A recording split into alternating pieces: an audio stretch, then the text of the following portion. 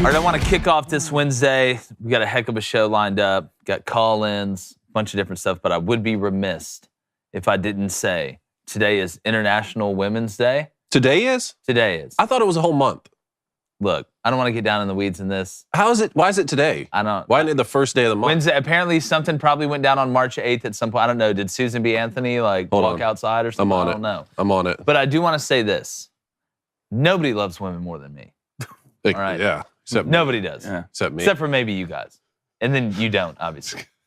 But I love them. Blaine loves them. I love them. I'm just. Can we even have International Women's Day anymore, though? Like, if there's, you can't be a man or a woman. We can't have days anymore. It just needs to be Human Day. The Socialist International, meeting in Copenhagen, Denmark, established a Women's Day, international in character, to honor the movement for women's rights to build support for achieving universal suffrage for women. There's a little history lesson for you. Who is the, what was the name of the council that did that? All the dudes council that run it? Yeah. All the dudes on that women's council that run it? Like, I wonder what man decided. Shout out to all the women out there, though. Yeah. No, like Girls' Day actual today. women, biological women, okay? Yeah. Let me make sure. Wait, shout out to all That's the all there biological is. women out there, because that's the only woman there is. How many odds, though? How many, you know what? I'm not even going to go Say it. Don't bring it up and not say it. I mean, how many people are going to Pinocchio this thing?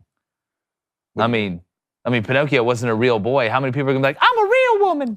Probably Like a today good on day. International Women's Day. Probably a Hershey's good did day. it. Yeah. And now we sell chocolate. Yeah. That's exactly Shout out right. Mom, shout out Darby Lou, shout out little Ava. Yeah, what? Shout Lot out of Rita. I'm women. going and say that. And Millie and Molly. When are they coming home? Huh? Man, look, they've been I'm gone. Not till coming next home. Monday. Like, it's an empty house right now. Like, I'm like Major Payne in the beginning when he gets out of the war. He's in that room. You're doing like, upside down I pull-ups? got the mattress and I'm like doing Doing karate upside down on. pull-ups. Yeah, I'm like, I got an together. itch. I don't know how to Talk about a scratch. great movie. Yeah, Major Payne's one of the most underrated. Great actor. Great actor. Yes, dude. Damon Wayans, Wayne's brothers, man. one of the best. Could Tom Brady unretire from football again? The Ravens officially franchise tag Lamar Jackson, but we're not close to a deal. And the Giants work out a new contract with quarterback Daniel Jones. I'm Jake Crane, and welcome to Crane & Company.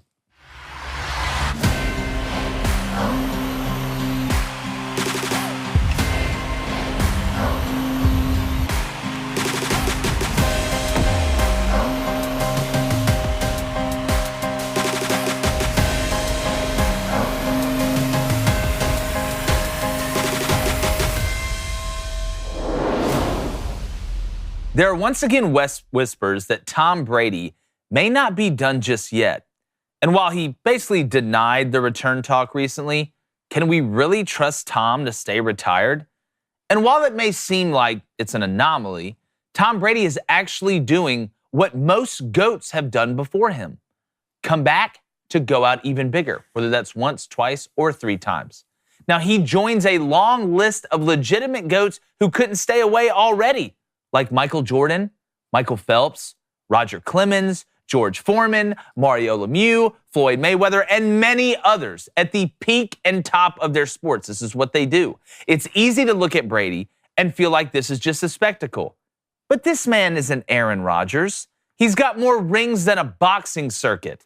The more you dig, the more it seems like a destined path, because it turns out the best ever are actually the worst ever at letting go. Now, a team like Miami or San Francisco could really use him, and I think they could win a Super Bowl together. Now, will he actually come back? I still doubt it, but it seems like the GOAT path is never too beaten for one more stroll through. I'm bringing my co-host, former Michigan quarterback David Cohn, my brother, former Western State Colorado wide receiver, and apparently there's somebody in the chat named Blaine's Lazy Eye. There Learn is. something Do new. I have a Lazy lazy eye? eye? I thought you had 2 lazy eyes. You I do thought now. it was just in general. No, like seriously, do I have a lazy eye? Look at me.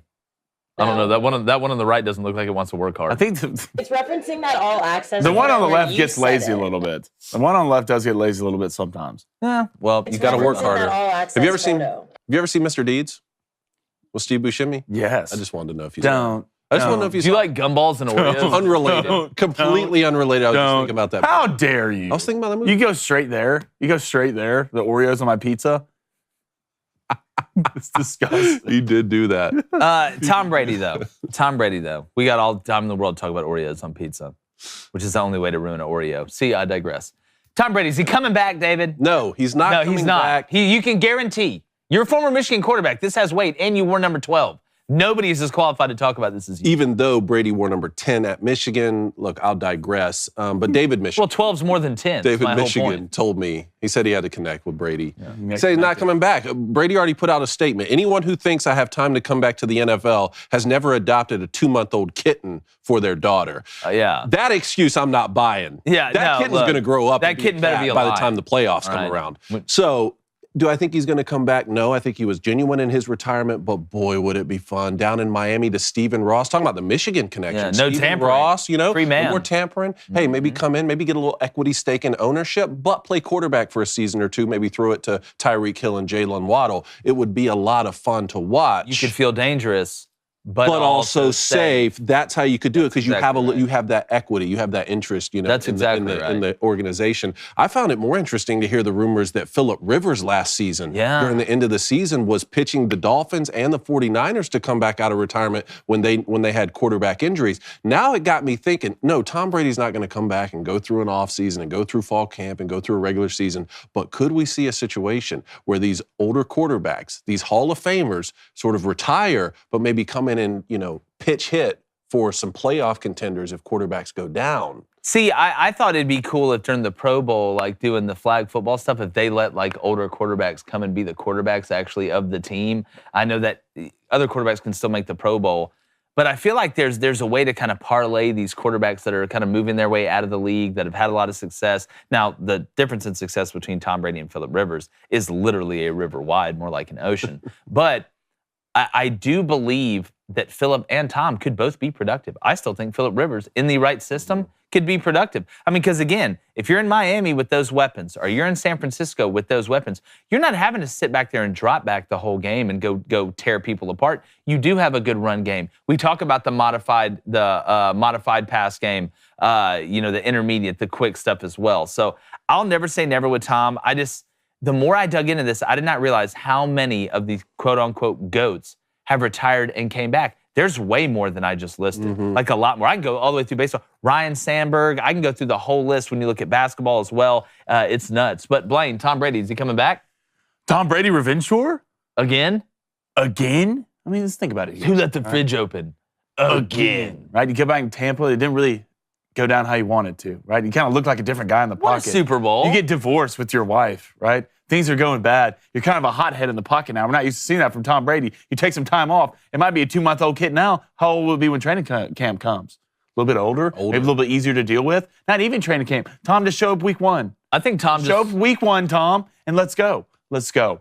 Why not? Do you believe Tom when he says he's not coming back? Because I don't. No, I don't believe anything Tom Brady says at this point. I don't think it's a kitten. My money's on a direwolf, because if anybody can afford one, it's Tom Brady. Yeah. So you think it's just a little small direwolf right now? Right now, yeah, it has to start out small. Yeah. How else do you form that bond growing up? No, you can't. Straight out of Game of Thrones. We all know it. But now, I do find it interesting as we see, and I know we're going to get into the Lamar Jackson sweepstakes and Aaron Rodgers and all that, but I would just never say never when it comes down not only to Tom Brady, but to a GOAT in their sport. So quickly, before we move on, if Tom Brady were to play quarterback for the Dolphins next season, is that a Super Bowl winning team there? After what you saw with him in the pocket this past season? Yes. Yeah?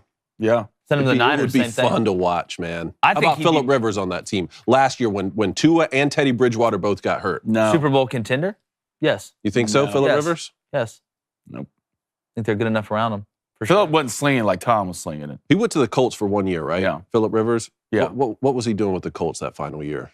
Nothing special. Yeah. Tom was slinging it. People don't remember, Tom was still slinging the pill. Tom, they just couldn't run the ball. I think Tom threw the worst passes in the NFL. Yeah, they're the worst running team in the NFL. Yeah, which I wouldn't be and shocked still made it to the playoffs. I wouldn't be shocked if you saw Fournette with the Saints, by the way. Would not be shocked at all if you saw that, especially what's going down with Kamara. But speaking about going down, do you guys know that according to a recent poll, 62% of Americans who think about their own death a lot of the time do not have a will? You know what we call that? Laziness. Unprepared. And unprepared. Yeah. And churlish.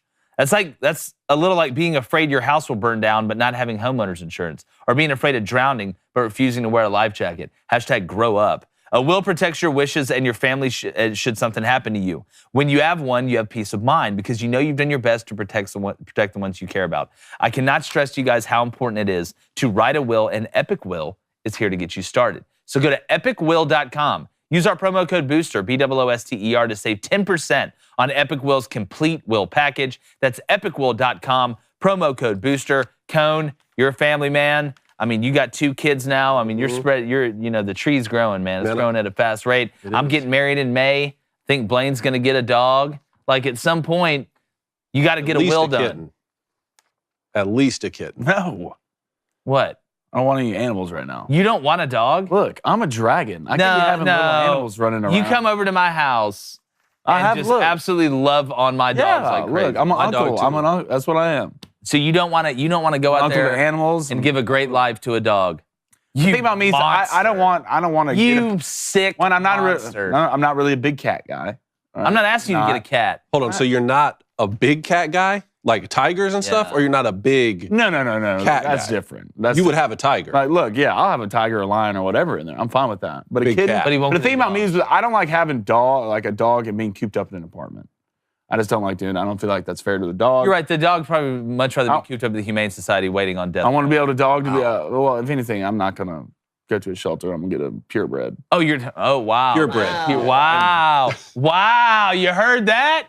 Wow. You heard that? Yeah. You're too good. How about? No, I'm not that. That's my first dog. I want to get a purebred chocolate lab. You say that to Penny Lane next time. What do you mean purebred? What do you mean? What's it sound like? What do you?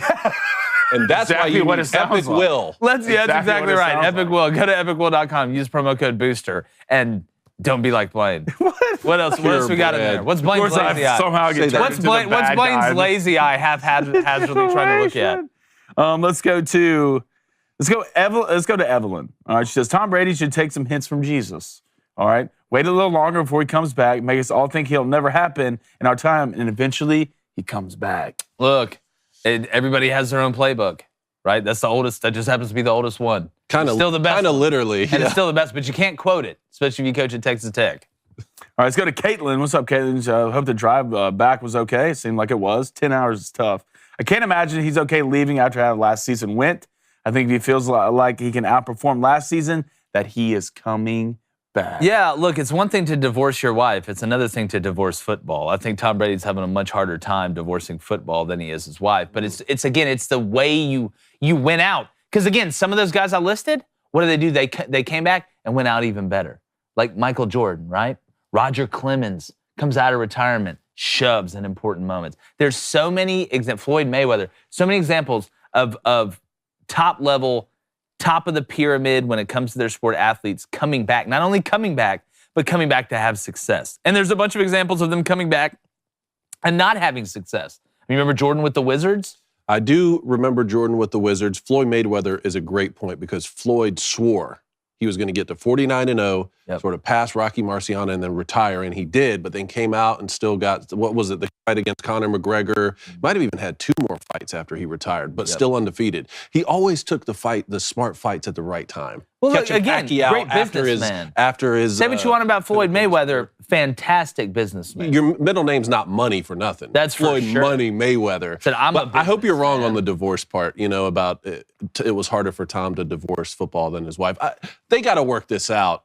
Work it out. Well, here's the way. Or football or Tom and Giselle. Work it out. Well, I mean, Tom's been with football a lot longer than Giselle. She was cheating on him. Yeah. Really? That's the allegedly with like a personal trainer. Which this dude better be Achilles. If you're cheating on Tom Brady, like, woo! Like it better be with chubby dude with a beard. No, it's not. Look it up. I don't believe you. Look it up. How rich is he?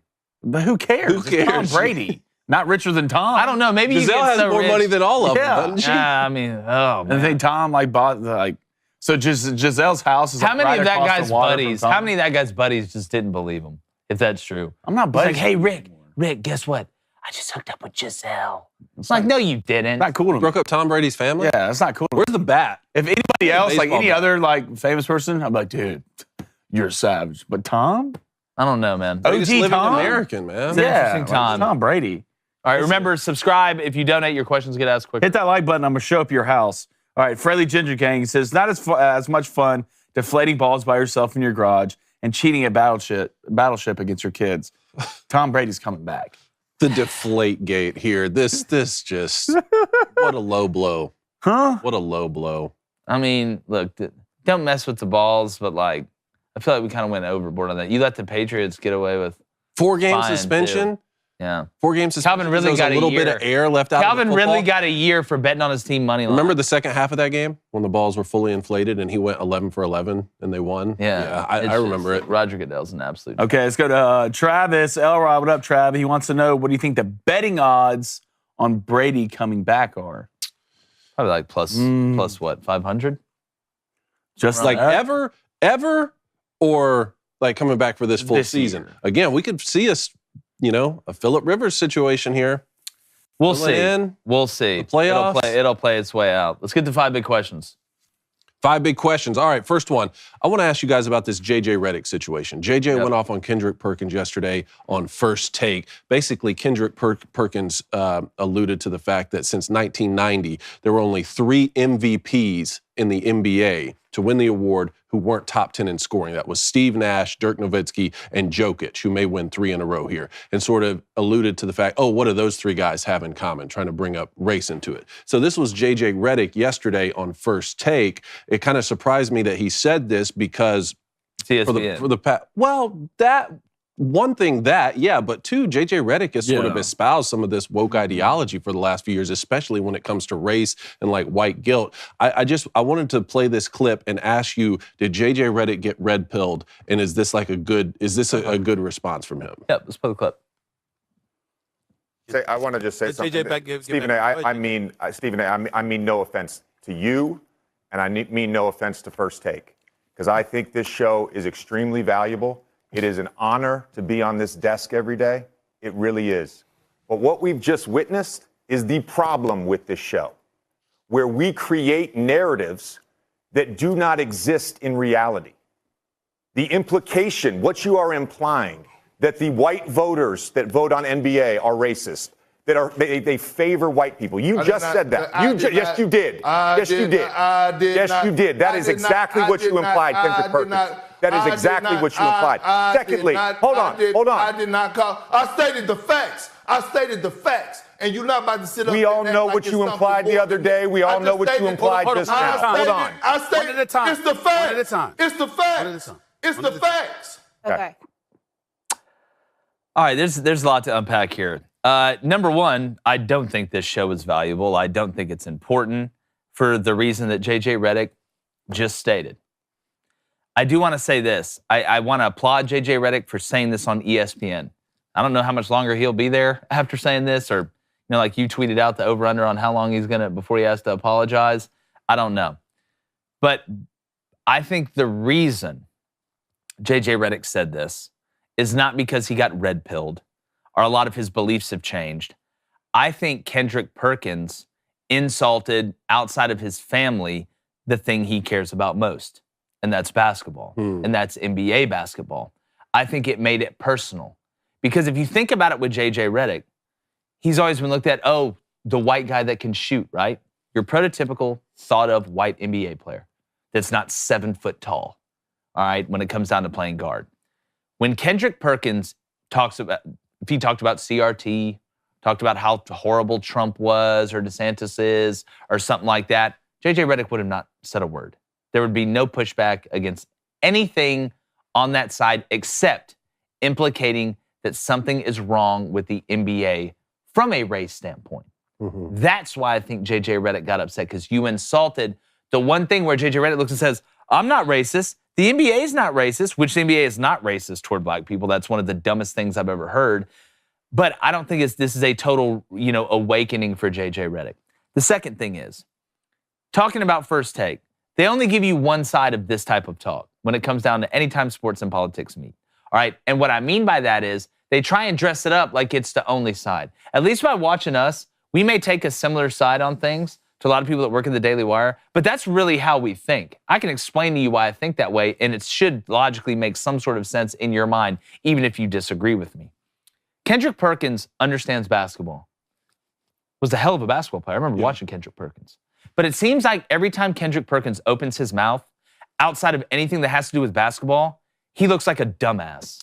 So, Blaine, you watch more NBA than most of us, right? Mm-hmm. Kendrick Perkins was making the point that Joel Embiid for the 76ers should be in the front running for the MVP rather than Jokic, who possibly win his third in a row. Is there any credence to that point or any credence at all to the idea that the NBA is favoring white players to win the MVP award when there are 8 teams in the NBA, 8 teams that don't have an American-born white player on them at all? No, this is the thing. Right now, if you look at the NBA, there's 3 people that are in this race right now. It's Joel Embiid, it's Giannis, and it's Jokic. And if you look at Jokic, some way a lot of things have been said about him stat padding, and of course there's stat padding in the NBA. It happens. But one person who's really not like that, and you can tell if you look into one, you can ask his teammates. JJ said that. Jokic is the last guy who does this. I think Kendrick Perkins brought up a point, and you mentioned about scoring. I mean, he's averaging 25 a game. He's averaging 25, 11, and 10. All right? He's having a triple-double a game. And there's a reason, right? There's a regular season MVP and a finals MVP, right? I mean, Jokic hasn't been to the finals one time, all right? And he's won 2 MVPs and probably on his way to his third. But Kendrick Perkins, this is always the thing with Kendrick Perkins. And right now, I hope JJ Redick's on watch. Maybe need a tweet like, I won't commit suicide or something like that after bringing this up on ESPN. I mean, you never know these days. But Mac McClung won the dunk contest. Jokic is probably about to win the MVP. I don't know what Kendrick Perkins is going to do. Because you can obviously tell it matters, and he makes up fake narratives. And they make up fake narratives a lot on this show.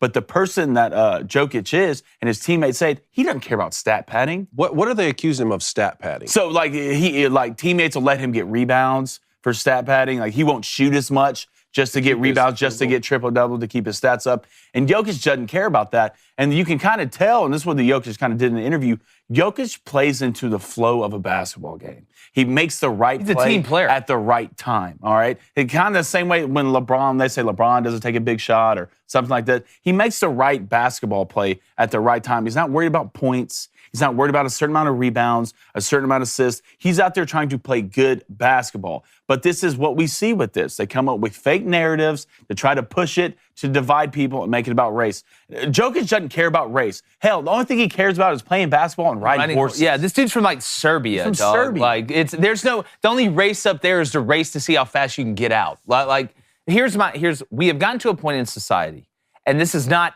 everybody. Okay, I want to make sure that it seems like at least in the sports media world, unless African Americans take over everything, then it's racist.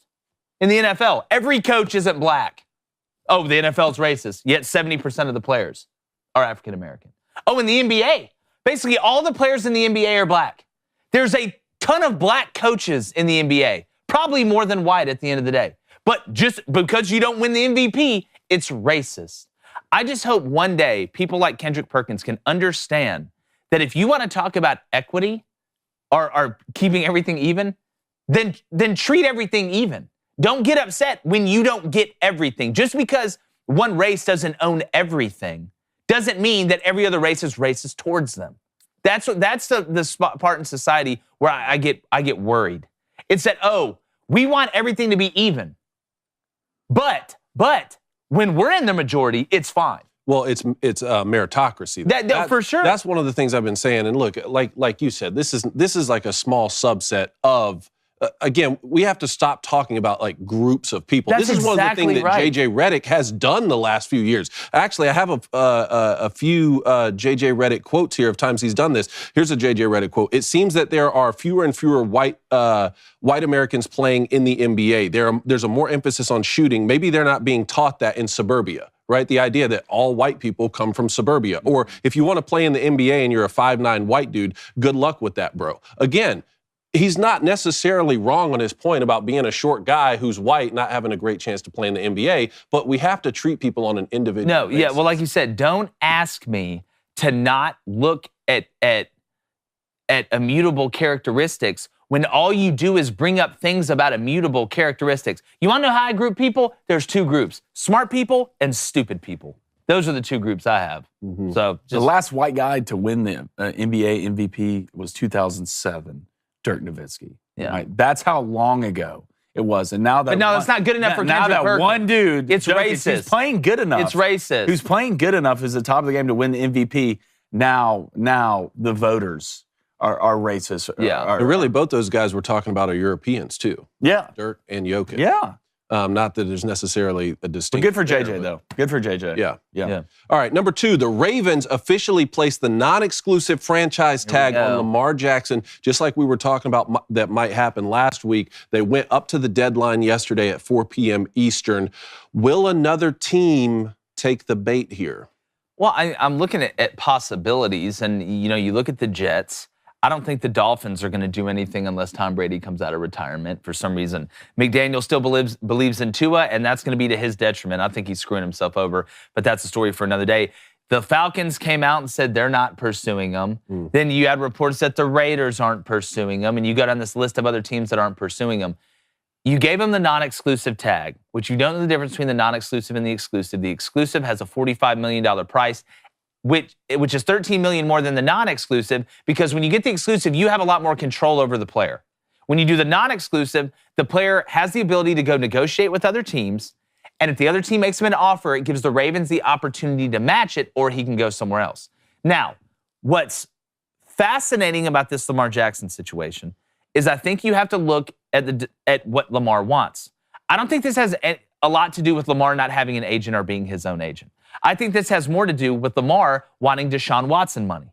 And if you look, there's reports coming out now that there's a lot of players and teams and basically everyone outside of the Browns and Deshaun Watson in the NFL are pissed off because it reset the market for quarterbacks. And now you're in a situation where everybody's going to have to overpay unless they restructure Deshaun Watson's contract, which could happen. It sounds like that could happen. That could happen. That's what it sounds like it's going to happen. But is there anything to this idea that there's collusion amongst the owners around the NFL to make sure there's not another contract like Deshaun Watson? I mean, I always think there is. It's a business. Or is it just common sense? Like the NFL's a business. Did everybody else recognize that was a bad contract? Have we ever seen Walmart and all these other companies come together and say, "Hey, man, like if we do this, we know we can move the market." Well, that's antitrust, so that's where you get things like that.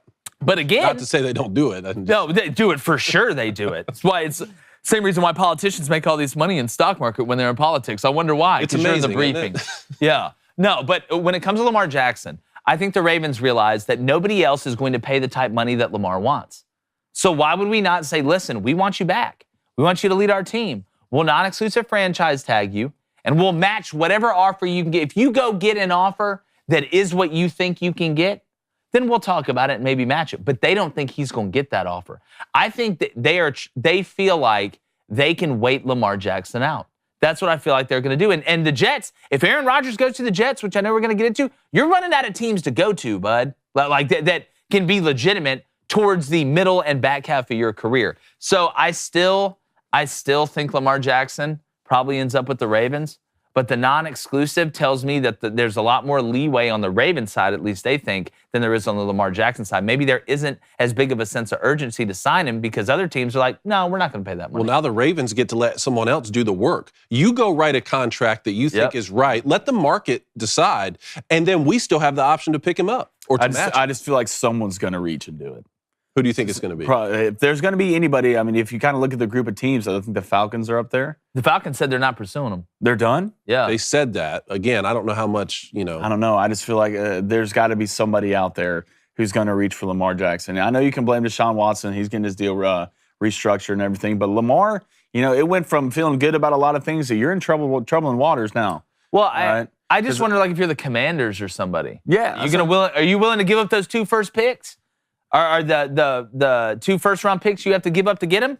I think Washington's willing to do it. You're going to have to give up, at least 3 ones. No. You, for the non-exclusive franchise tag, they just have to, pay him. They pay him, and then you give up the 2 first-round picks. Yeah, if the Ravens don't then match whatever you come up with. Yeah. That's why this is a smart move on Baltimore's part. Yeah. And I would think the Ravens would match.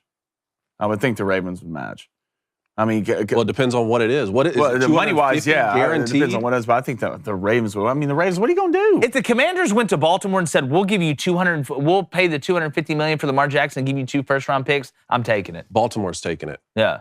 Or they would have already done that. Yeah, I'm taking it. I'm taking it. Like it's just the truth. Mm-hmm. It's just the truth. I would. And then the question becomes, what would they do at quarterback? But we can see when we get there.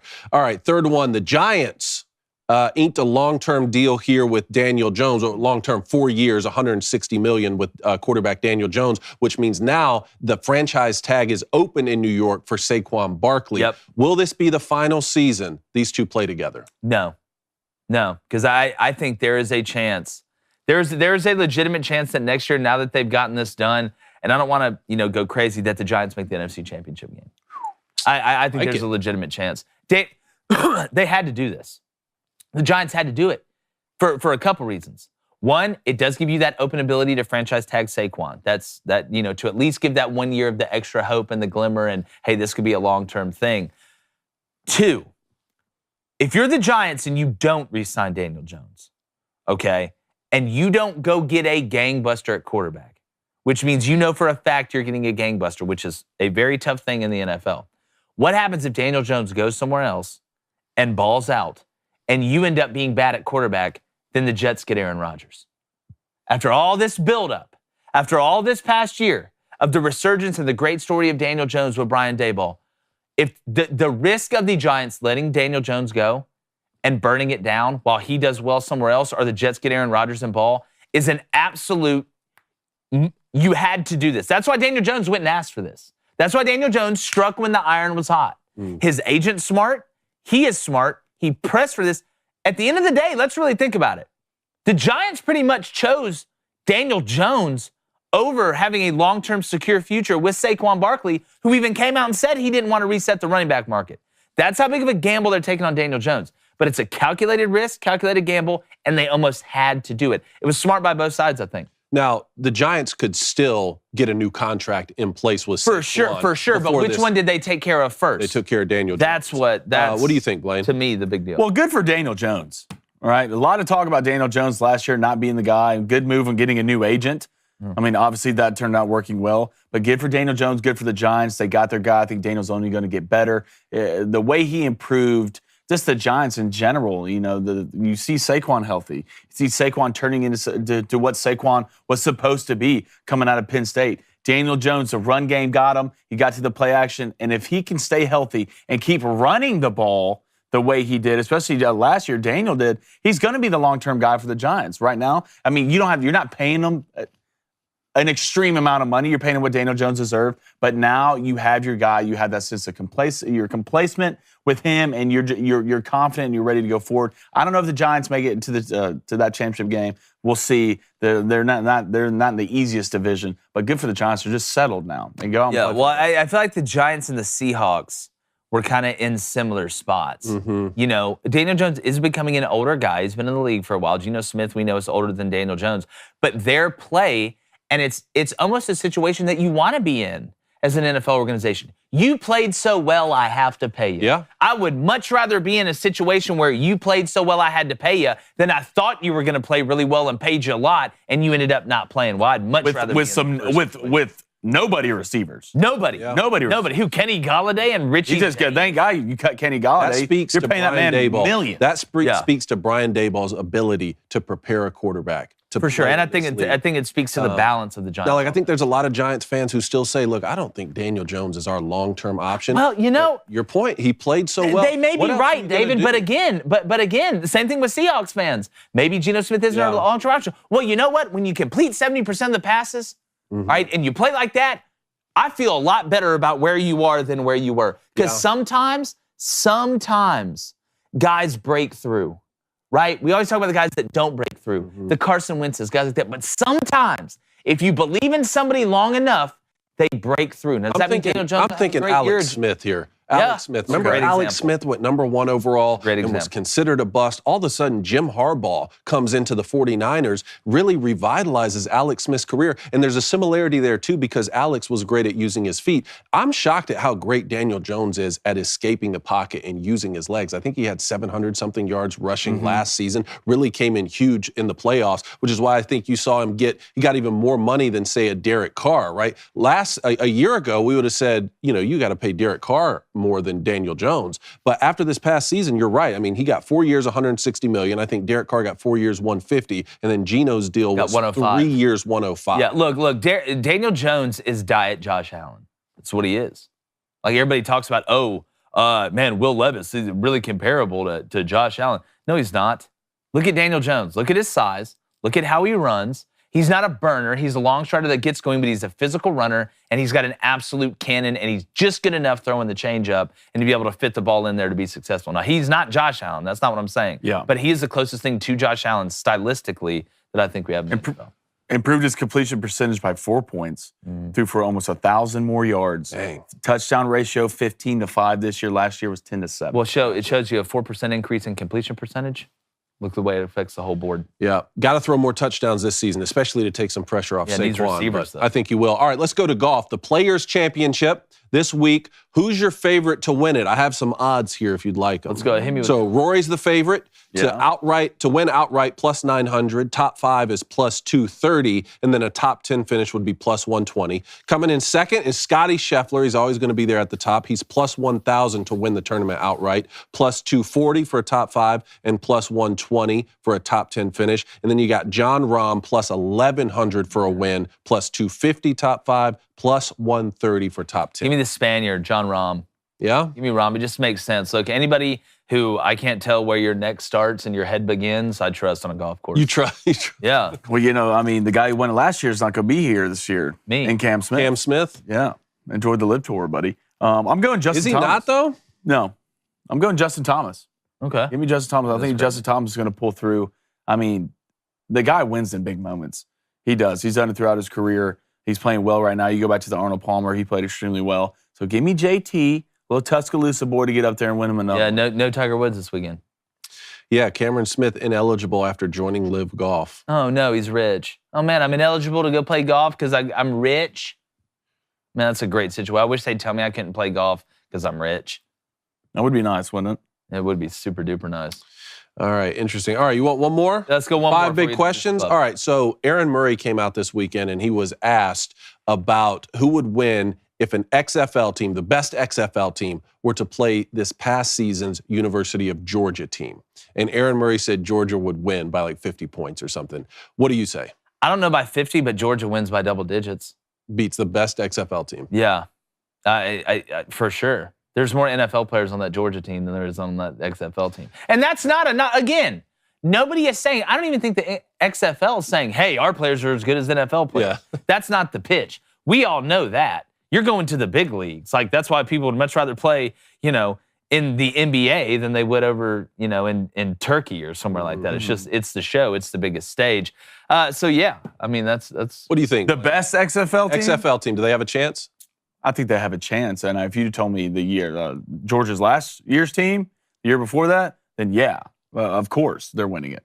But this one, I don't know. It'll be a good game. So you thought the first national championship team for Georgia was that much better than this one? That's one of the biggest myths, man. I think that's a big myth. They had an elite defense, unbelievable defense. We got to agree there. But we also have to understand that Alabama was missing their 2 dogs at wide receiver for that game. Not saying the Georgia defense is elite, but this Georgia team last year could beat you multiple ways. That Georgia team 2 years ago could beat you in a couple different ways. The offense would get hot every now and then, but they just weren't trying to screw it up. This past Georgia team, they could drop a 55 piece on you like it was nothing. Well, another thing to consider when it comes to the XFL beating that Georgia team is the XFL is fairly new. These guys haven't been together for a long time. For sure. But I think we were saying if they're prepared as they can be, that Georgia team again, them prepared as they can be right now. I'm not saying 5 years from now. Who knows what the XFL could turn into? But yeah, right this second, I think that Georgia team wins.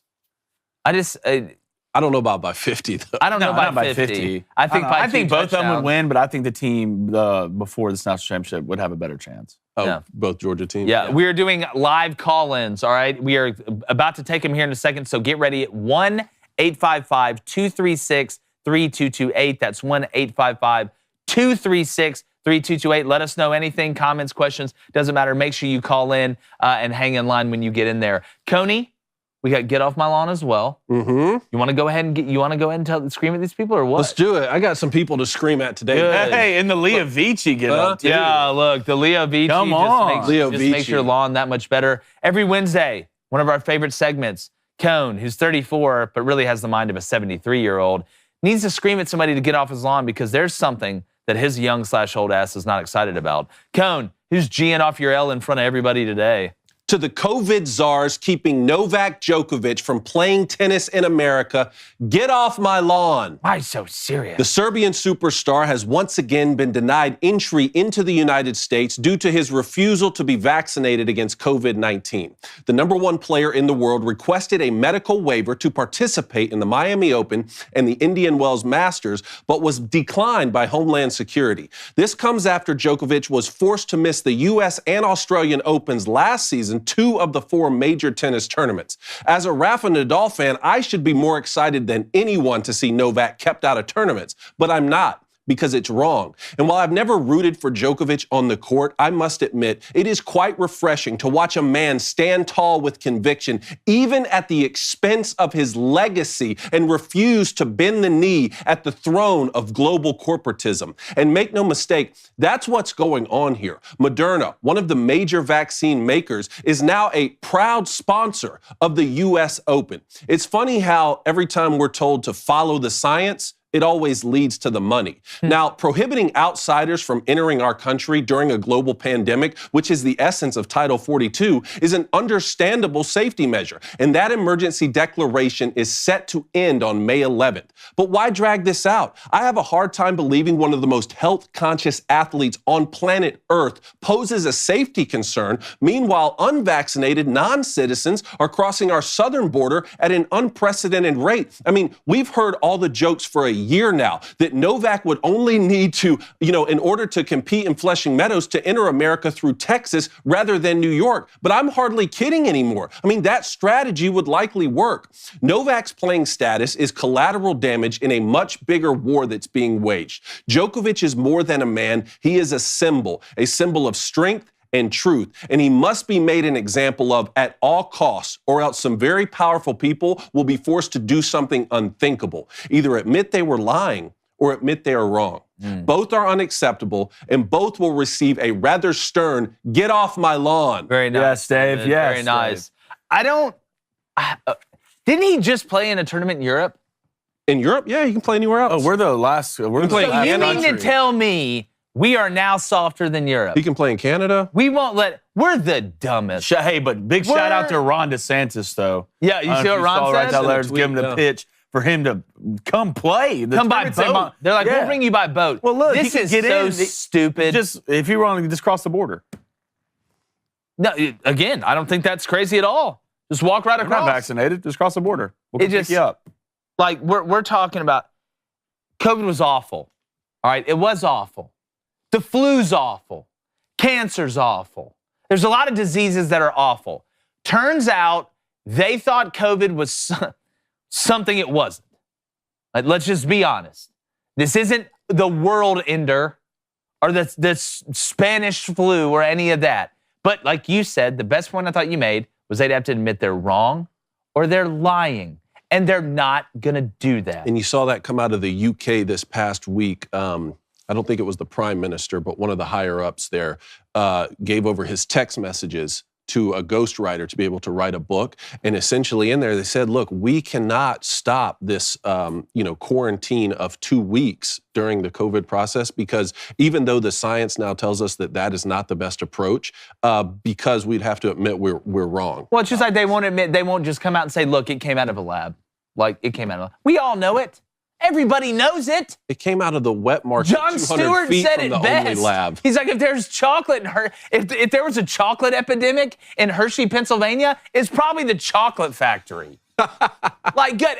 It's amazing how stupid they think we are. And there's a lot of stupid people that fall for it. Just look at Twitter. Well, look, Djokovic is worth hundreds of millions of dollars. World number one. You tell me he couldn't get a fake vaccine card like that? I'm more Are upset. You kidding me? I'm more because upset. he's sticking by his principles. Yeah, I'm more That's upset the he can thing. play in Europe, and can't play here. Like, just we got to fire these people. You want to know my fix? You want to know how I can fix most of this stuff? Pretty simple. All right. Here's the deal. We know no more quarantine mandate, vaccine mandate. No more of that. All right. Treat it just like the flu. That's exactly what we treat it, because it's basically what it is. But came out of a lab. So China, here we go. Here's my deal. You want to release, whether it's accidental or you did it on purpose, I don't care either way it got out. All right. No more debt. No more debt to China. We don't owe you nothing. There we go. Shake hands. You want to end the debt? Fine. You release a pandemic across the world? No more debt. We're even. Shake hands. Jake Crane, 2024. Shake hands. Yeah. There it is. There it is. Hey, Xi Jinping, let's play a game called We Don't Pay You Anything Anymore and get out. But then they wouldn't watch any lawn. NBA games. Huh? Oh, don't watch any NBA games. Good. Quick fix. Welcome to the rest of the world. Quick fix. DeSantis, get in there. Yeah. Hey, Ronnie. Bring in the righty. I will come pick you up at the border. No, look, DeSantis. I'll take the Challenger down there. We're going to find out and after May 11th. I will scoop you up. We'll go to Miami. Joker, Blaine will come. We'll come grab you. I'll pay for gas. I'll let you hop on the playlist, whatever you want to play on the way back. Aux cord, you're going to give him the aux cord? I'll let you hop on the aux. I want to see this man. I love watching him play tennis. And it's a robbery for tennis fans out here not to see him play. It's a robbery. Tell us what you think. 1-855-236-3228. I believe I said that exactly right. I think you got it right. I think we'll I find out soon nailed if there's what's going on in the Booster Club real quick? You did. Let's go to Matt Veg. He says, Novak Djokovic is one of the 3 best tennis players of all time, stopped by stupid idiots that can't handle the truth. That's exactly right. All right, let's go to Doghouse Lawn Care. All right, he wants to know. That's a good question. What's up with the lack of coverage for college golf nationally? Also, what's your guys' favorite course in the Nashville area? Ooh, I haven't played enough in the Nashville area to tell you my favorite course. I will not be joining a club that you got to pay like $60,000 to join a golf club around here. Man, hell no. You think I'm gonna pay $60K to be pissed off all the time? I'll throw you $100 out there to go get pissed off on 18 holes. I'll do that. But $60K? There's only 2 ways I'm paying $60K. Either I'm buying an awesome car, or I'm having to get somebody out of Mexico that got kidnapped by the cartel. Like that. Those are the 2 reasons that I'm paying $60K. Now, like I said, I'll go out there to the driving range for 3 hours and have a great time. Like that's just me though. Yeah. Right? But when it comes to college golf, I think when you get down to the end, you see the coverage on the Golf Channel. But college golf is almost like the minor leagues for baseball. People get excited about it. Hey, we'll go watch it every now and then. But it's not must-watch appointment television until they get up into the PGA Tour or now the LIV Tour. Because college golf just doesn't have the cachet that college basketball and college football and some of these other sports have. That's just how it is. And it's an individual sport. It really is. Golf's an individual sport that you play technically on a team. I love golf, and I also hate golf. Yeah. All right, and college golf is fantastic.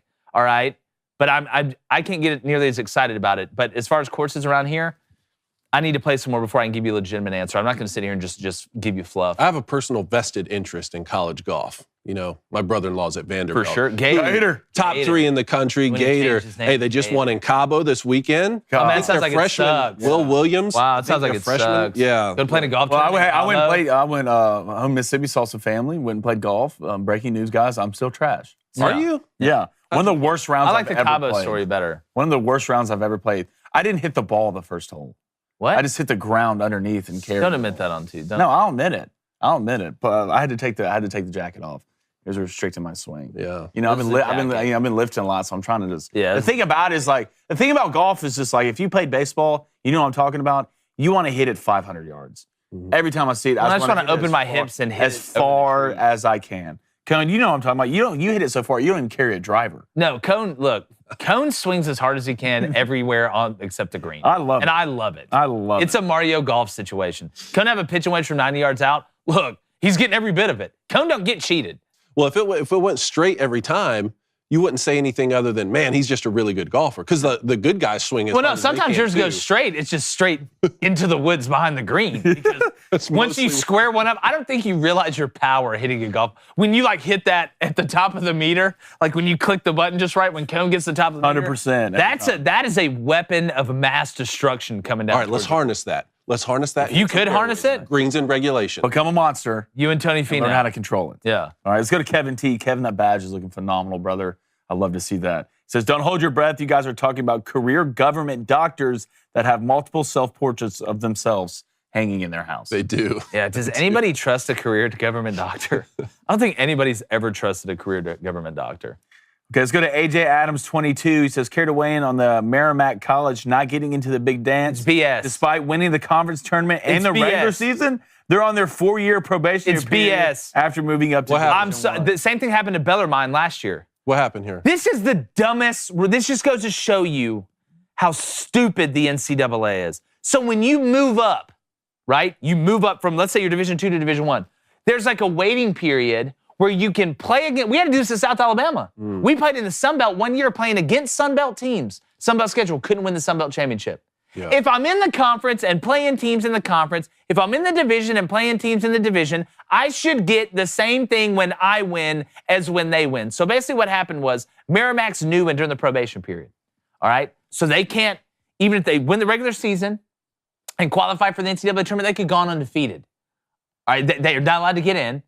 You can't get in if you win your conference championship, but you can still play in the conference tournament, which if you're not going to let them win it, don't let them play in it, but they should be able to play in it and win it regardless. So Merrimack runs through the tournament and makes it to the championship game. Now, I believe did they lose to Fairleigh Dickinson yesterday? Yes, I believe they lost to Fairleigh Dickinson yesterday, but Fairleigh Dickinson was already in the NCAA tournament because when they won their semifinal game, now they're playing Merrimack that can't win it. If you let me in a conference, I'll say this again, if you let me in a division, whether I move up or I move down, when you let me in a conference, whether I've moved up or whether I've moved down, I should be able to win the exact same thing as everybody else because I have to play a schedule just like I'm at the disadvantage. Because you moved up. Yes, I'm at the disadvantage. This is one of the dumbest rules. And this is why I hope they sell tickets to let me be there to watch them burn the NCAA building down. I wish there's one. The only time I'd ever root on Antifa is if they came up and said, we're burning down the NCAA don't need Antifa. building. I will ride. We ride at dawn to burn down the NCAA Blame building. Tifa? You're sitting next to a dragon. Like, you don't need Antifa. You want me to burn the It's NCAA? not. Well, how do we know it's Friday? Huh? Blame Tifa. Catch What if him it's on a not Friday. Friday? It doesn't matter. I can turn into a dragon anytime I want. Blame Antifa? Yeah. I just fly around the city at Don't night, start this. looking for David Michigan. Yeah, try to kill him. He won't You'll show his never face. find this. Wait, You'll never will we find ever it. have a situation where David Michigan is riding Flaming Dragon? I don't know if we can handle that. Man, it's a real, Like it's a real Daenerys Game of Thrones Targaryen. Drogon situation. Maybe that is House of Dragons. I like it. I love it. All right. Booster Club, Blaine. All right, let's go. Steve Action Figure Frenzy says, Blaine would forget why he drove down there and just have a Corona Light and then head back to Nashville. You're not completely wrong. Now, Be odds, plus 150. Mm-hmm. It'll be somewhere around there. All right, remember, hit that like button, hit that subscribe button. We got calls right now. You go ahead and call in. It's 1-855-236-3228. We're taking I calls like right it. now, David. Where will the first caller call in from, you think? Put a little 5 spot on it, maybe? I'm going to say the first caller calls in from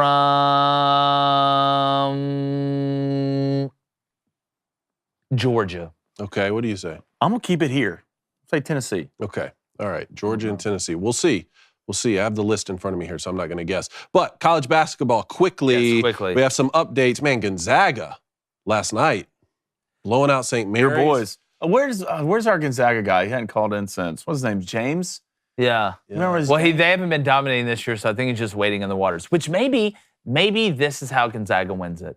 After all the years with everybody like, oh, they're going to win it because they're so talented, and then they blow it. Maybe it's the year where they're not as talented, where they just fluke around and find a way to win it. I almost hope so, because I do like Mark Few. I don't dislike Gonzaga. I just feel like they've been overrated basically every year outside the Jalen Suggs year, and everybody considers them a mid-major still. No, you're not. Not a mid-major anymore. Yeah, you play in a conference where the parents sell sour straws at halftime, but from a talent standpoint, you hadn't been mid-major for a while, which is a compliment. Yeah. Which is why you're looking at going to the Pac-12 if it still exists, or somewhere the Big 12, something like that. But when it comes down to this Gonzaga team, when you look at Nolan Hickman, when you look at some of the pieces they have, Strother, guys like that, they've got some big guys down low.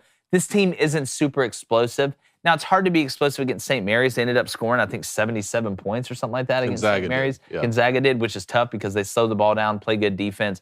I have a hard time believing in them when it comes down to winning a championship. I will say what I said last year.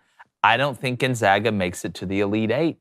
People thought I was nuts last year, and they lost to Arkansas in the Sweet 16. So I think this Gonzaga team, just like all the Gonzaga teams before them, are going to be championshipless. We've got Pittsburgh and Georgia Tech tonight, Syracuse, Wake Forest tonight, or actually this morning. They're playing today. Which game are you most excited about today?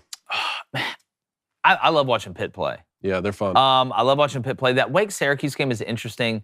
When the ACC tournament, a lot of these teams have seen Syracuse in that zone they run. It's kind of, exotic compared to what other people run. It's kind of a staple of Boeheim in his 73 years there in Syracuse coaching. But I find the Wake-Syracuse game more fascinating. I mean, look, Virginia Tech, Notre Dame last night was a heck of a game. There was some great basketball. I love tournament basketball. I love being able to do this job and saying, you know what?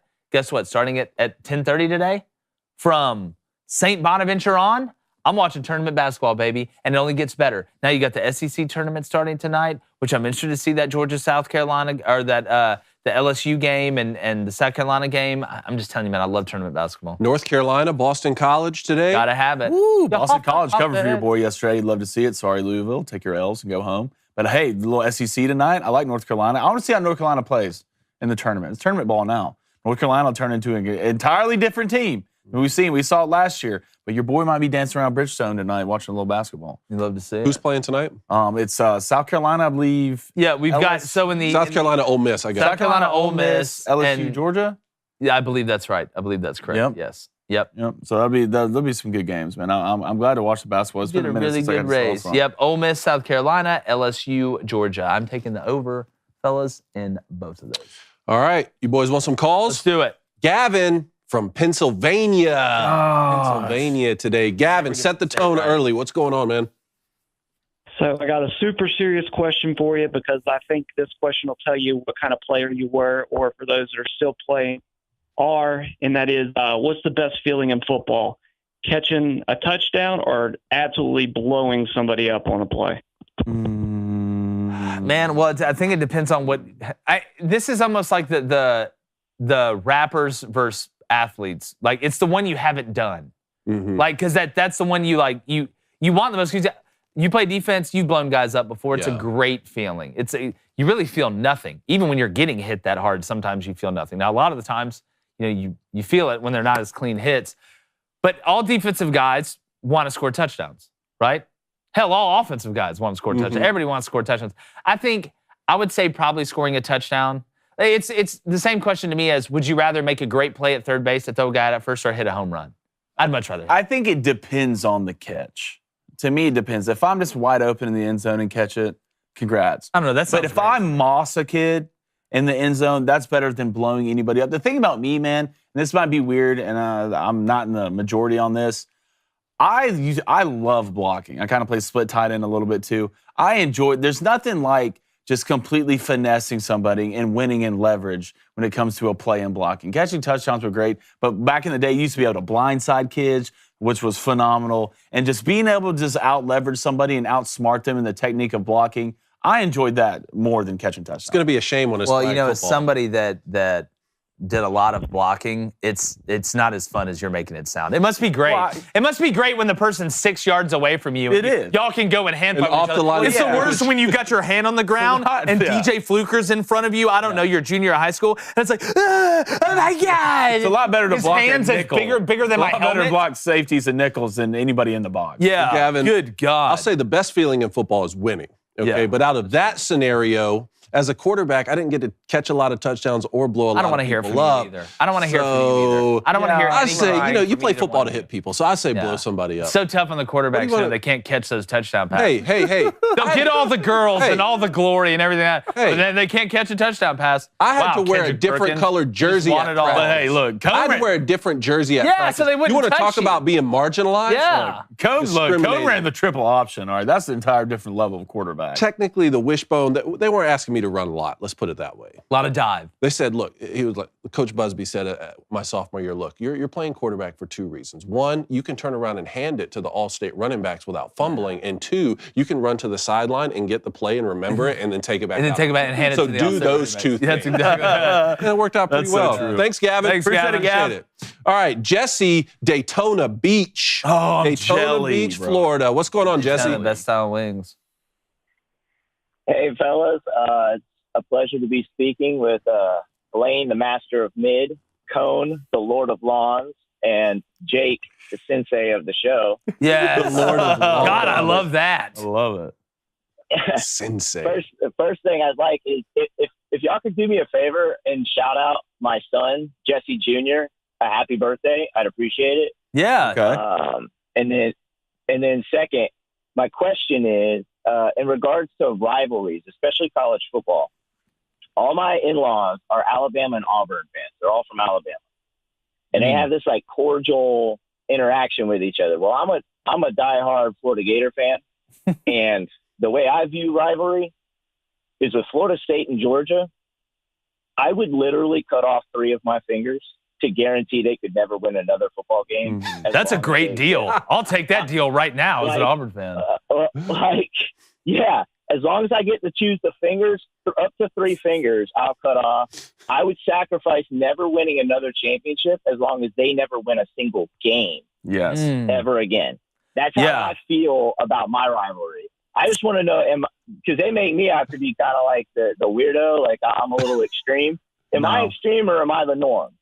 No, first off, shout out Jesse. Happy birthday, man. Happy birthday, Happy man. birthday. Enjoy it. What level is Jesse? Yeah, how old Jr.? Jesse Jr. today?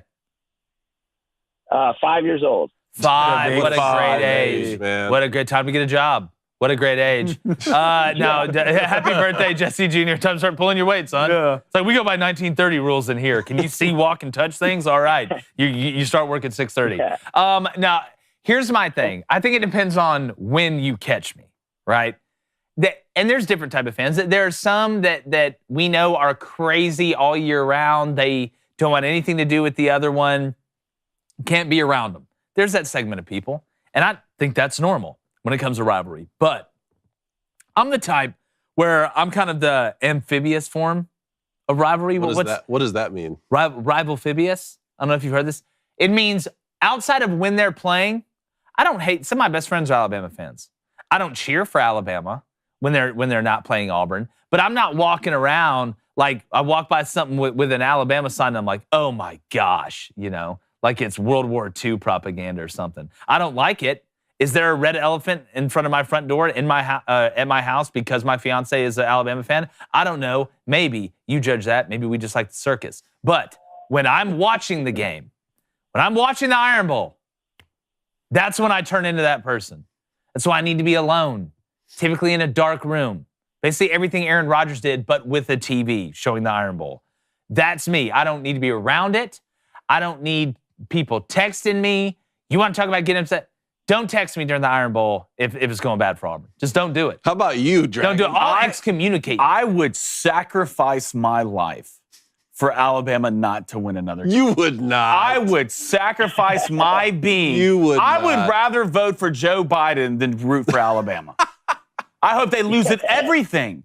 Everything. I don't want them to win a single thing ever. And after how much they've won, I can't wait. I can't wait for it all to burn down. Jesse, even hold Rome on. fell, Jesse. It's going to happen. All right. And I can't wait. I would give up everything. Blaine's still in the fanatical mode. Still in that. Yeah. Jesse, which 3 fingers would you cut off for Alabama and Auburn not to win? Both pinkies and my right ring finger. Okay. Smart. I Good. thought about it. Good. You can still eat a sandwich and flick somebody You off. could in be an traffic. inglorious Perfect. bastard. Do the German 3. Yeah, Perfect. there you go. There you Just go. like that. Dry whiskey. That's very helpful information today, Jesse. We You're appreciate not Thank you, alone, Jesse. Jesse. Happy Everybody, birthday. not you. You're not Jesse alone. Jr. All right, Jordan from Alabama. What's going on, Jordan? Michael? Jordan? Well, guys, I'm an Auburn fan, and this is the point in the offseason where my expectations are way too high for this season. Yes, Yes, of good. course. You're right on schedule then. You're right on schedule. So is it wrong for me to assume that with the way recruiting went this offseason and the way Hugh Freeze has turned around teams that 8, 9, even 10 games is possible this year? Maybe not likely, but possible? Yeah, I don't think 10 is likely. We've seen this in college football with the transfer portal now. I mean, hell, even, look from 2012 to 2013 with what Gus Malzahn did in his first year, especially early when you're kind of catching people when you get to the new place and it's still kind of new. You can go on some runs and things like that. I don't think it's out of the realm of possibility for Auburn to have a really big year, but I'm going to go ahead and make a prediction right now. Y'all ready for it? Mm-hmm. I'll go ahead and make a prediction right now. And y'all know me. College football's 100% my bag. I think Auburn beats either Georgia or Alabama next year.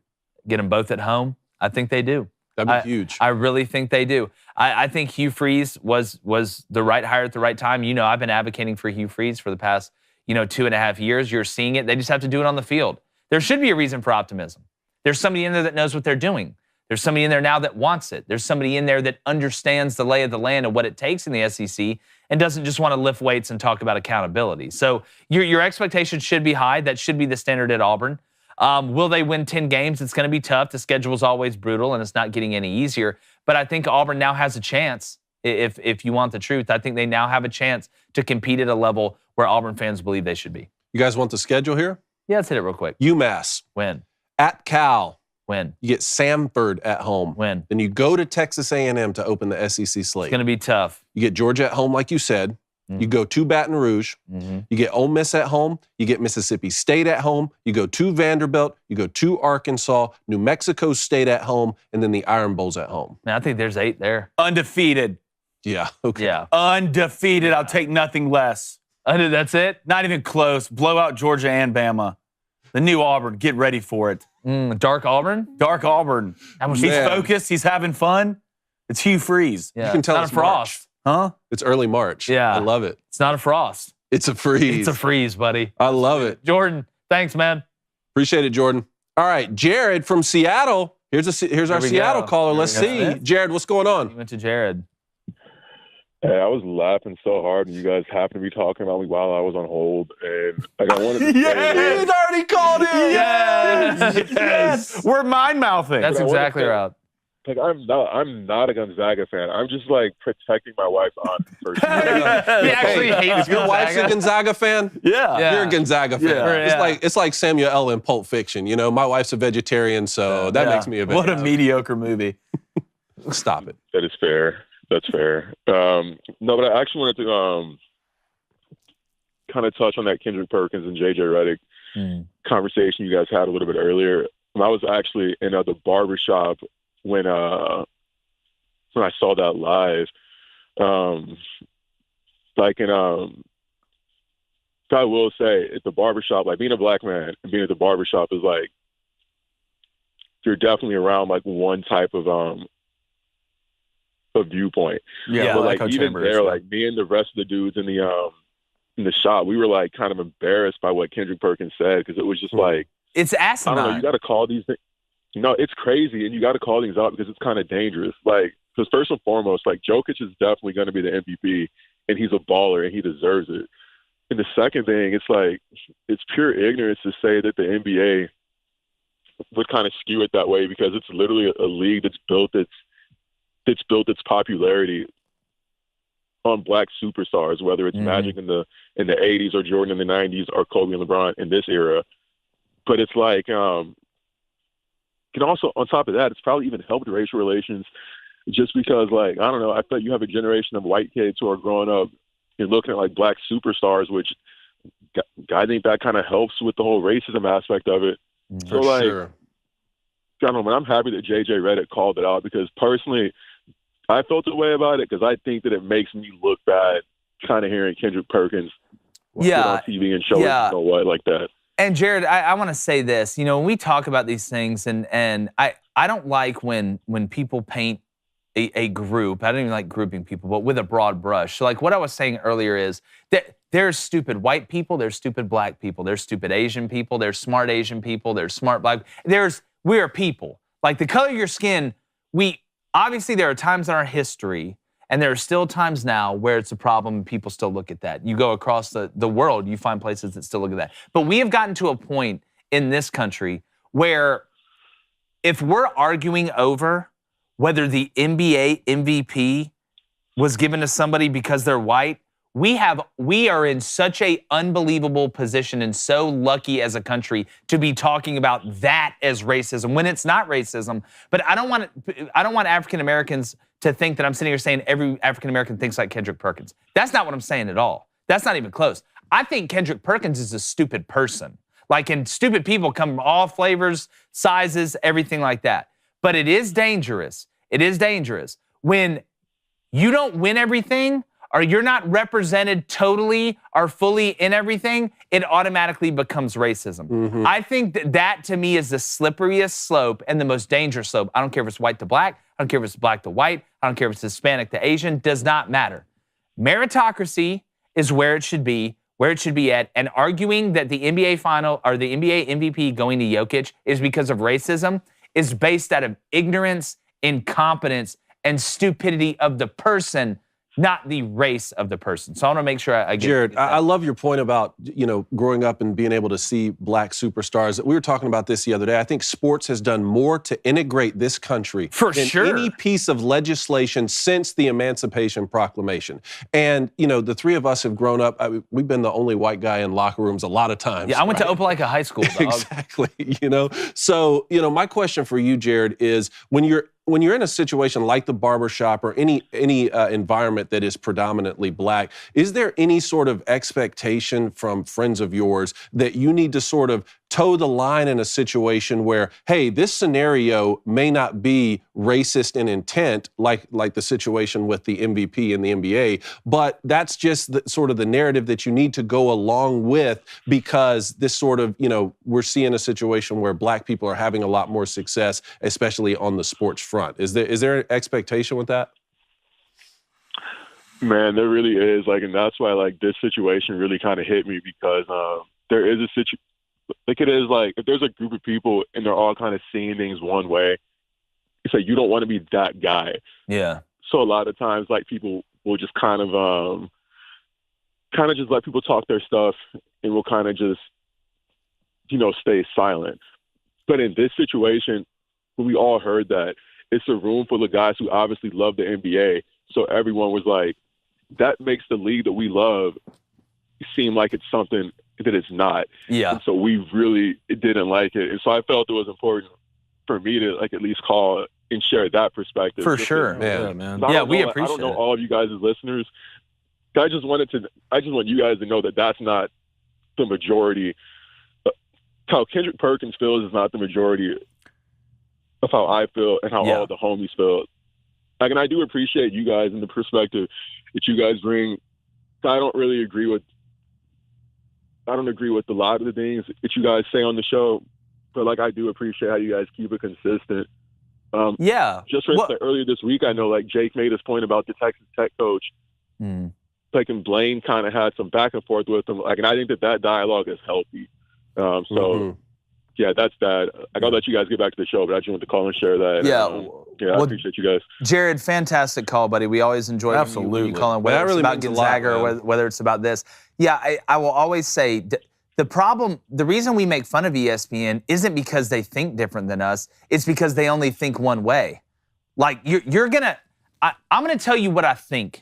Not what I think you're going to hate the most, or not because that's what everybody else thinks, or that's just going against the narrative. I will always tell you what I think. Now, do I have beliefs that kind of fall on one side more than the other? Yes, I think there's more of us. It's just like in offense. You're not going to be 50% pass and run. It's impossible. It's basically impossible for a person to be 50-50. But the problem we have in this country is we've lost the excitement to debate because we've turned what should be positive dissent and dissent that moves us forward into what we think, and anytime somebody disagrees with us, it's hate based on a multitude of things, whether you're a Democrat or Republican, whether you're black or white, whether you're American or foreign, instead of just taking dissent for what it is and understanding we have not gotten this far because of thinking one way. We have gotten this far because we have a diversity of thinking and we explore those different diverse avenues and we come to our own conclusions. Yep. That's what I think. Jared, we really appreciate it. Thank you, buddy. Man. Thank you for that perspective. Jared. All right, call in soon now. The tournament's starting. Yeah. Got to get Gonzaga into the Sweet 16 at least. All right, let's go to Max from right here in our state, Chattanooga. Max, what's going on? Hey, y'all. I joined the Daily Wire for Ben, stayed for a training company. Yes. I love you. Blaine loves you. I love you. Wondering, so Tennessee's football ranked in the top 10. Basketball ranked top 10. Baseball ranked top 10.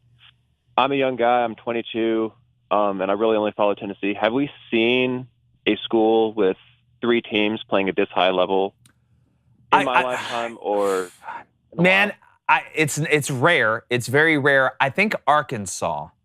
I think Arkansas's done it. There's a couple more. Has Michigan done it? I think Michigan's one of those teams. But what about the mid-2000s Florida's? How was the baseball team when Florida was winning basketball? Florida baseball's always been good. So that's one because good. they won 2 national championships in football and basketball. Yeah, they won in the same year, I believe. I think that so. They back to back. It's very rare, and it's a compliment to the athletic department. But I'll tell you this: all that stuff is great, Max, and I think you'll agree with me.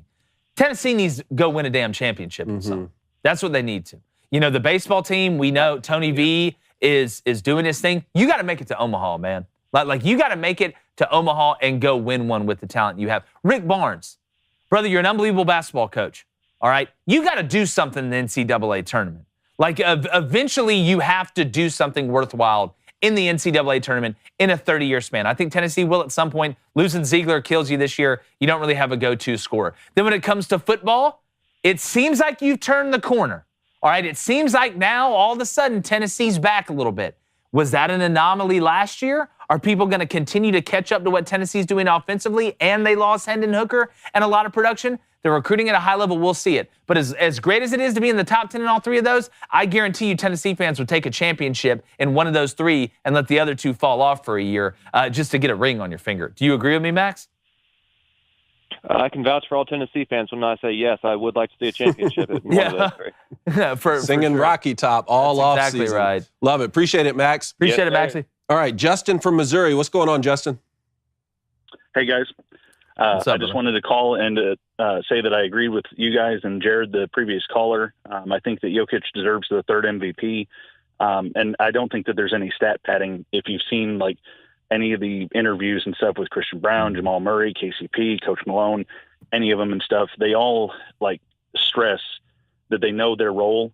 They play that to their ability and stuff. They know what they're good at. They know what somebody else is good at. And they let the other coworker, or not coworker, the other teammates and stuff. Well, coworker, I mean, technically you're right. Wrong. I mean, you're not wrong. Yeah. I mean, I think you and Blaine are right. I think what Blaine said earlier was correct, and what you're saying is correct. And I don't even think you got to go ask those guys. And I know they're going to come out and support their teammate / coworker. But if you just watch the game, you can tell when, like what Giannis did the other day. You can see. Threw the ball at the bottom of the rim, and then they changed it. All right, if you're up big, I can see that they're feeding you the ball to try and get you, which is part of the game. But when you watch Jokic play, excuse me, he truly plays through the offense. He plays through he is the Nuggets' identity. Like, he is the offense. So it plays through him. So therefore, how can you pad your stats when the offense runs through you? It's like saying, oh, well, this point guard, he's padding his assist stats. What? My job's to pass you the ball and score sometimes. So I think if you watch the guy play, how many times does Jokic take a bad shot? How many bad shots does he take? And that's not to keep his field goal percentage high. Yeah, that's to not make a lot. the most shots. Jokic cares about winning championships. Yes, because that's what he hasn't done. Yeah. You got to think about it from the dude's won 2 MVPs and still don't have a championship. That has to somewhat hurt, right? You know, and like exactly what you said. Like, if you know basketball to a certain extent, right? I know the NBA is a lot different. You have to be PJ Carlissimo to figure this out. If you watch Jokic play basketball, I haven't seen this man stat pad one time. Jokic is just playing inside of the game. That's what he does. He's a flow player, right? Doesn't care about scoring 30 points a game. He's going to make the right play at the right time. He's an extremely smart basketball player who happens to be 7 feet tall, all right? And he's the most valuable player right now in the NBA. I don't care if he's white, black, yellow, purple. It doesn't matter. And it shouldn't matter. That shouldn't be the narrative. If you watch the guy play basketball, right now he is the MVP of the league. And if it's true that guys are able to pad their stats, what does that say about the state of the NBA? I couldn't imagine a quarterback dropping back and taking a sack in the face rather than throwing the football away because he said, well, I don't want my completion percentage to go down. Well, like, again, the same people that complain about stat paddings were the same one cheering on Kobe Bryant to get to 81 points. Like, again, stat padding, if we're winning, like, what's wrong with stat padding? Like, it's within the game. I'm not breaking the rules. You didn't add 5 extra seconds on the shot clock to give me a chance to get a shot off. Like, if I'm down there and And I'm not talking about missing the ball on purpose. Or That's not stat Well, what about padding not taking shots? Well, like the not taking a shot because you don't want your field goal percentage to drop is one that I don't understand because you're trying to take the best shot, right? Yeah, that's not. See, to me, that's not even stat padding. Yeah, I agree. Like stat padding to me is what Giannis did. Yes. I'm gonna miss it. I'm gonna miss it. I'm gonna miss it. I'm gonna put it back in. There we go. I got 3 rebounds and 2 points on one thing. And like, the NBA corrected that. The NBA went back the next day and said, no, that doesn't count. Yeah, because if you want to consider stat padding, guys that hold it for the last shot every time. Oh, well, you're trying to pad your stats because you're not passing the ball. So that'll only work so long if you're not making it. Exactly right. It's a good call. Appreciate it, Justin. All right, Jonathan, Indianapolis. What's going on? Joe Nathan, what's up, man? Hello. I agree with you guys that this is one of the best times of the year because you have college basketball going on basically from sun up to sundown. So my question is there a specific tournament, which I'm here in Indianapolis, and the Big Ten tournament starts today? Is there a specific conference tournament that you're most looking forward to?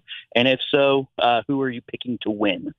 All right, well, I'm going to take, obviously, where I'm from, out the bias out in the SEC, and it's in Nashville, obviously, where we're at. I think the obvious answer is the Big 12, right? If we're going to talk major conferences, the Big 12, you're looking at the Big 12 maybe getting 10 teams in, okay? Let's really think about that, all right? You're getting almost, 90% of the conference into the NCAA tournament? Hell, the SEC's going to get 8, it's looking like, and Mississippi State gets in. The Big 12 is the deepest, but I'll say this. The ones I enjoy the most aren't the Big 12, aren't the Big 10. It's not the SEC, it's not the ACC. I like watching the Patriot League, the Horizon League, the hey, my dad's going to be the mayor in 3 months league out here in a place I've never heard of. Because the one bid leagues are so much more fun to watch to me because you always get something crazy that happens. I mean, you look at Fairleigh Dickinson qualifying or something like that. But those one big leagues, you're playing for all. The whole season comes down to this. It comes down to you in this tournament. You could be like Hofstra that ran through the regular season, not good enough to get in a large bid, and then you lose in the semifinals of your conference tournament. Now there's a team that half the people never even heard of, like a St. Peter's or somebody that goes to the NCAA tournaments. I like watching the smaller schools because I think this is when they get the most pub because this is when the one bid leagues are shown. Well, a week ago when Laura Brown asked this question, I said the Big 12 too, and I agreed with you because I think that conference has the most really good teams right now. But most of those really good teams have already solidified their place in the NCAA tournament, which is why now I'm really getting excited about the Big 10 tournament. Again, I don't know for sure who the second best team in the Big 10 is after Purdue. We saw Michigan go to overtime with Indiana this past weekend to have a shot for whoever won that was going to be the number 2 seed and get a bye. Whereas whoever lost that game, which ended up being Michigan in overtime, drops all the way down to like 6 or 7, something like that. So I'm really interested to see how some of these Big 10 teams play throughout to try and get into the tournament. I think Michigan needs to win 2 games. I think they have to get to 19 at least, maybe even go ahead and win a 3rd game or win the tournament outright. You even look at a game today like Wisconsin against the Buckeyes. The Buckeyes could go on a run here in the tournament. Like they could. I don't know. Man, I'm telling you right now, like the more, I think it's a battle between Indiana and Northwestern, between who's the second best team right now. What about Illinois? How do they fit in there? How much? What separates Michigan State? What separates Illinois that much from Indiana? I mean, Trace Jackson Davis. I mean, okay, he's a stud. I get it, but they got Coleman Hawkins. They've got guys. Matthew Mayer out there drinking 9 monsters. You're probably right. You're probably right that it's Indiana. But again, the fact we're even having that conversation is just so tight right now. And I think a lot's going to get played out in this Big Ten tournament. All right. But appreciate it, Jonathan. Appreciate it, Johnny. See you, man. All right, so that's it for today. But Tommy and Anthony were on the line. Call in on Friday. We'll get to you first. Yep. We'll put you at the front of the line. Real quick, Boost Club, before I get up, go to the board. Okay, let's go to Texas said. He said if Tech makes it past Kansas, they can make the NCAA tournament. If not, look for the NIT. Yeah, Texas Tech, I think, has to win the tournament. I think Texas Tech has to win the tournament. And you know what? I'm not even going to say that about Texas Tech. All right, anything else from the Boost Club line? Not right now. Oh, wow. Okay. All right, here's what we got today. Give me Bets Wise. Remember, bets brought to you by our friends over at DraftKings Sportsbook. Texas Tech, West Virginia. I'm going to go the under 146. That's a lot of points.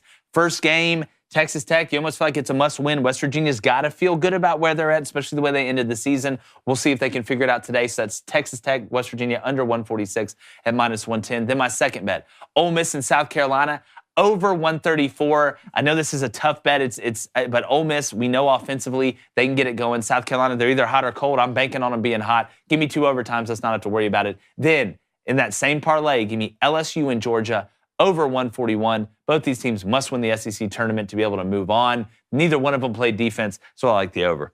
All right, let's go to my first. I got a 3-game parlay here in college basketball. Dangerous. We got Pitt taking on Georgia Tech today. I also want North Carolina taking on Boston College. And then West Virginia, like you said, has Texas Tech. 3-game parlay there. That's going off at plus 128. And then Villanova taking on Georgetown. And you got NC State as well. NC State is playing Virginia Tech. And that's a 2-game parlay at minus 114. Also, shout out yesterday to the Maple Leafs, the Kraken, the Avalanche, and the Lightning. All one to hit 2 dog bets. All right, little NBA bets today. Let's see what we can do. Give me the Clippers money line and the under at 230.5. They're at home. And give me the Nugs money line and the under at 230.5. That's plus 130. The Clippers bet is plus 200. Let's see if we can go on a little run here. Babeth Coneth. He wants Syracuse money line against Wake in the tournament today. ACC tournament, that's plus 128. Then Oklahoma money line playing Oklahoma State. Got a banger to open up Big 12 play. And I like Oklahoma. I love tournament basketball. God. All right, let me give a shout out to MC Raider. He is level 33 today. Oh, hey, MC Raider, level 33. Congrats. I'm level 33 right now. Texas said Texas in 2005 won the national championship in football and baseball. Mm-hmm. Cody Kirby says, Jake, spot on. I am from Arkansas, not just the Big 3, but Arkansas has been extremely good at other sports like track and field, softball, and even soccer. Yeah, outside of the Big 3, if you look, you would be shocked at how many schools, I mean, not just in the SEC, but around the country, are very, very, very deep when it comes to the athletic department. Let's go to Zach Wilson. He says, Texas Tech's going to need some scripture to win this tournament. Yeah, Ephesians 2:13, you better make it. All right, let's go to Malcolm Martin. He says, Florida football, basketball, Florida baseball, and track, all within 2-3 years of each other, were ranked in the top 10. Yeah, that's a good call. What was it again, Blaine? Florida football, baseball, and track and field. Gotcha. Mm-hmm. I think our boy Ben Davies might have been on that track and field team. Ooh, the actor? This time, wasn't he? The actor Ben Davies? Yes. Yeah. You know him, right? Stud.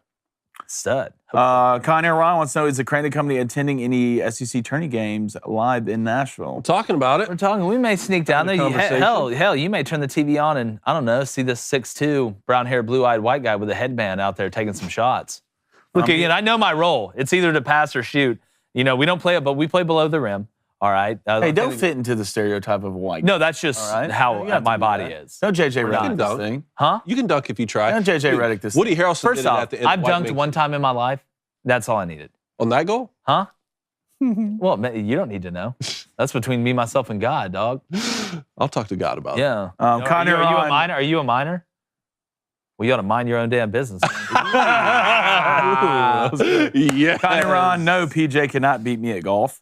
Let's go to Michael Gill. He says, I've been playing golf for 14 years and still haven't shot under 100. But if I DQ at windmills, I can aim for that 99. Hey, man, you got to start cheating, man. Has anybody told you that? How long you been playing? He said 14 years? Yep. That's what makes golf great. You can't cheat yourself, Jake. Just cheat. You can't cheat yourself, all right? Look, your score is 2023. Dudes can be girls. Girls can be dudes. Hell, I can be a stove. You can shoot under 100. It's a mindset. It's a feeling. Science. Let's go to Sister Riggs. She said, I was rooting for Texas Tech.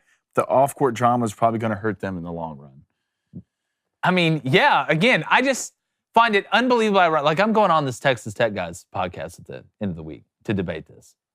And my thing is, again, they keep bringing up past incidents. If you think that a coach, white coach in 2023, spit on a black player and said, I can spit on you, I'm the coach, and didn't get fired, you don't understand how the world works. They'd have fired him into the sun. I don't care if that was Nick Saban mixed with John Wooden. They would have put him in a slingshot and fired him into the sun, Icarus style. I know what Texas Tech is trying to do. I know what you're trying to do. The Mark Adams thing isn't working out right now. You hired him 2 years ago and all the players. Why'd you hire him? Because the players loved him. That's why. Now all of a sudden, this man is Bane from Batman? No. Here's what's happening. You had a ton of success at Texas Tech. Chris Beard let you for one of your arch rivals in Texas, right? Older brother, okay? Let you for another woman. prettier girl, the way that they see it. I'm not saying that's the truth. So what happens the next year? You guys struggle in Big 12 play. And what's Texas Tech's saving grace been? Hadn't been football lately. It's been basketball, right? Played for a national championship, been super relevant, have success in the Big 12. Well, all of a sudden you don't have success, and who's balling? Texas is in basketball. So you're looking around going, oh, maybe Mark Adams isn't the guy. So we got to find a way to get rid of him while keeping some money. And this is the way to do it. Don't hit me with the Mark Adams is a horrible guy thing. And I get you defend your university. It's the same people that want to defend the whole Brandon Miller situation because they're just Alabama fans. Sometimes you got to take a step back and take away some allegiance just from your school and realize that real life and sports are two totally different things. This Mark Adams thing, it's a plan. It's a ploy. Just look at the surroundings and the circumstances. It's obvious. Like, I'm going to eat this kid alive. Well, sometimes you got to cut off 3 fingers because you hate your rivals. That's exactly right. All right, Dino Moss. All right, let's go to 2 things really quickly. Steve Action Figure Friendly says Ohio State fans want Michigan to win every game except Ohio State. Makes a win over them that much better. We'll have to wait for that a day for a while with Ryan Day. Let's go to Cody WV. Says, my dad used to lean out the driver window while driving through East Lansing to give everyone a Michigan State sticker on their car, the middle finger, and he'd be foaming at the mouth. That right there? Look. That's the most American thing I've heard. Good for you and your dad. Poll. Will Tom Brady come back? No. 63%. No, 64%. No, 72%. Yeah. God, I undersold it. Yes, 28%. I'm going to start going with my instinct on this. I'm going to start going with my heart, not my head on those polls. You hadn't been going with your heart? No, I've been listening to my heart. You should look into that. Are you a minor? If you're a hamburger, how would you introduce your wife? Hey, this is my wife, lettuce head. This is my ham. Like, hey, meet Patty. Meat patty. Yes. That's a dad joke. That's a dad joke for you right Meat there. patty. Yeah. I'm going to take that one, lock it Well, on that note, I'm going to go drown myself. No, I'm just kidding. We appreciate you guys. Make sure you subscribe. Follow us on all social medias. Call-ins, great job today. You said Tommy and Anthony? Those were the 2 we didn't get to? I believe so. Tommy and Anthony. Scott Friday, too. He says he's going to start dialing Thursday night. Yes, you said Scott. Yeah, Scott says. Hey, look, right, if you dial Thursday night, you're definitely. It's like playing for or being a fan of Duke or any of these college basketball teams. Just camp out in the arena the night before. We got you. We appreciate. T-Money $2 donation. He says Blaine, IPAs aren't mid, light beers are mid. False. False statement. I like the way you think. Light beer. Drink light beer. Be a man. I like the chances of IPAs being mid. They're mid. We're going. Joker. Gone. Ninja Star.